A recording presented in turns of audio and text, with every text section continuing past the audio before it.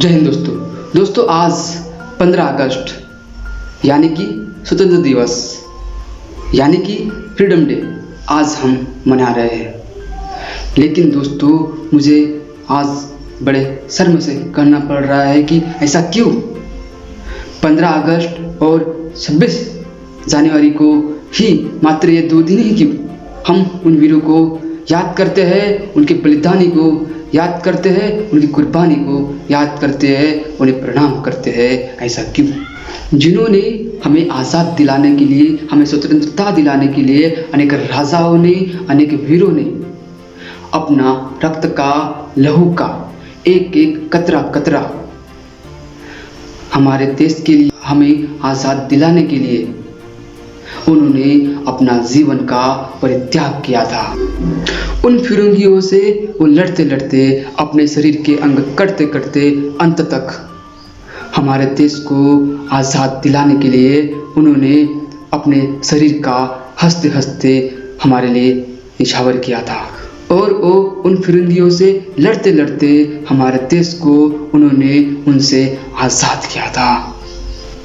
दोस्तों हमें उन्हें हर पल, हर क्षण, हर दिन उन्हें याद करना चाहिए, उनका शुक्रिया अदा करना चाहिए कि ना कि 26 जनवरी और ना कि 15 अगस्त के दिन। दोस्तों आज 15 अगस्त के इस खुशी के अवसर पर दोस्तों मैं हमारे देश के आइडल आइकन एक शूरवीर से आपको आज मिलाने जा रहा हूँ। उनकी जीवनी आपके साथ साझा करने जा रहा हूँ कि कैसे उन्होंने कम आयु में उन फिरंगियों से कैसे हमारे देश को स्वतंत्रता दिलाने के लिए उनसे लोहा मोल लिया था। चलो दोस्तों आज मैं उनकी जीवन की गाथाएं रूबरू आज आपको सुनाता हूँ।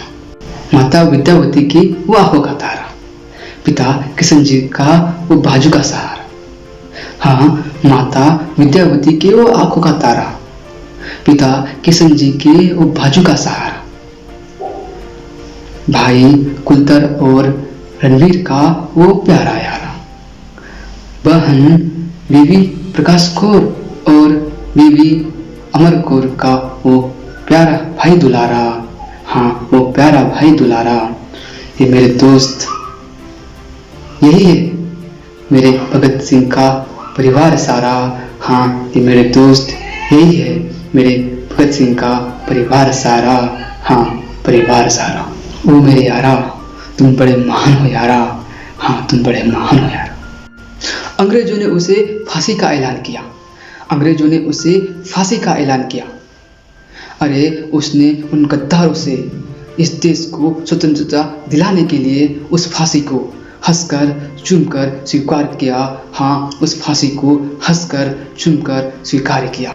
उसे कतई मंजूर नहीं था कि मैं इन गद्दारों के सामने अपना सर झुकाऊं। हाँ, अपना सर झुकाऊं। इससे अच्छा है कि मैं हंसकर इस फांसी को गले लगाऊं। हाँ, मैं हंसकर इस फांसी को गले लगाऊं। हाँ, स्वतंत्रता के लिए उसने उस फांसी को हंसकर स्वीकार किया। हाँ, उस फांसी को उसने हंसकर स्वीकार किया। लेकिन जाते जाते सारी दुनिया में क्रांति की आग हो, इसलिए इनकलाब जिंदाबाद, इनकलाब जिंदाबाद, इनकलाब जिंदाबाद का ये नारा उसने सारी दुनिया को दे गया। हाँ, ये नारा उसने सारी दुनिया को दे गया। चलो दोस्तों, उस वीर के जीवन में क्या क्या हुआ था आज मैं अपने वाणी से आपको सुनाता हूँ। 28 सितंबर 1907 में एक सिंह के परिवार में एक बच्चे की रोने की गूंज सुनाई दिया और उस परिवार ने उस बच्चे का नाम भगत सिंह ये नाम उसे दे दिया। हाँ, भगत सिंह ये नाम उसे दे दिया। चाचा अजित सिंह और खान सिंह पहले से ही उन अंग्रेजों के खिलाफ थे। हाँ, उन अंग्रेजों के खिलाफ थे और भगत सिंह बचपन से ही आज़ादी में सहयोग थे। हाँ, वो आज़ादी में सहयोग थे। 13 अप्रैल 1919 को उन अंग्रेजों ने, उन हरामखोरों ने कई मासूमों की जान ली। किसी ने गोलियों से प्रहार किया तो किसी ने मासूम जानों को जिंदा जला डाला तो किसी ने कुएं में डुबाकर इन मासूमों को मार डाला।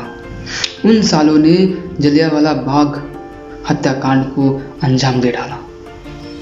जलियांवाला बाग हत्याकांड का बहुत बड़ा प्रभाव पड़ा भगत सिंह को। लाहौर के नेशनल कॉलेज में वो पढ़ाई कर रहे थे। 14 वर्ष की उम्र में उसने स्कूल की किताबें और कपड़े को जला डाला और जलते हुए कपड़े और किताबों से उसने उनसे एक प्रण लिया कि जब तक मैं उन अंग्रेजों से उन मासूमों का बदला न ले लूँ और इस देश को उनसे आज़ाद न कर दूँ, तब तक मेरे अंदर क्रांति की ज्वाला चलती रहेंगी। भगत सिंह ने ठान लिया था कि अब अंग्रेजों को इसका जवाब अवश्य देना होगा। हाँ, अवश्य देना होगा। हाँ, वो दिन था 8 अप्रैल 1929 को उन्होंने और उनके साथी क्रांतिकारी बटुकेश्वर के साथ मिलकर उन्होंने ब्रिटिश सरकार की असेंबली में बम विस्फोटक कर दिया था। इस विस्फोटक का एक ही मकसद, एक ही लक्ष्य और एक ही उद्देश्य था कि लोगों तक आज़ादी की, क्रांति की आवाज़ पहुंच सके। हाँ, आवाज़ पहुंच सके। और दोस्तों, इस विस्फोटक के बाद भगत सिंह को जेल हो गई। और दोस्तों, 23 मार्च 1931 को भगत सिंह तथा उनके 2 साथी सुखदेव और राजगुरु को फांसी देने का ये ऐलान कर दिया। दोस्तों, हमारे देश के खातिर उन्होंने हंसते हंसते इनकलाब जिंदाबाद, इनकलाब जिंदाबाद, इनकलाब जिंदाबाद कहकर उस फांसी को चूमकर और गले लगाकर स्वीकार किया। दोस्तों, उन वीरों के बलिदानी के ऊपर मैं धूल लगने नहीं दूंगा और आपको उन वीरों की बलिदानी भूलने भी नहीं दूंगा। अगर धूल लगेगी तो मैं उसे हटाकर अपनी कविता के माध्यम से उन्हें पुनः जीवित करूंगा। तो दोस्तों, ये थी हमारे शूरवीर भगत सिंह की जीवन की कहानी, हमने आपके साथ साझा करी है। तो दोस्तों, अगर आपको उनकी जीवन की कहानी इतनी सी भी अगर समझ में आई या फिर अच्छी लगी हो तो हमें कमेंट कर ज़रूर बताएं। और दोस्तों, अगर आप ऐसे ही वीरों की कहानी, कविताएं और सुनना चाहते हो तो आप मेरे चैनल के लाल रंग के मटके को अवश्य पढ़ें और हाँ, बेल आइकन भी अवश्य दबाएं ताकि मटके की आवाज़ हम तक और मेरी कविताएं, मेरी कहानियाँ आप तक पहुँच जाए। धन्यवाद। जय हिंद, वंदे मातरम।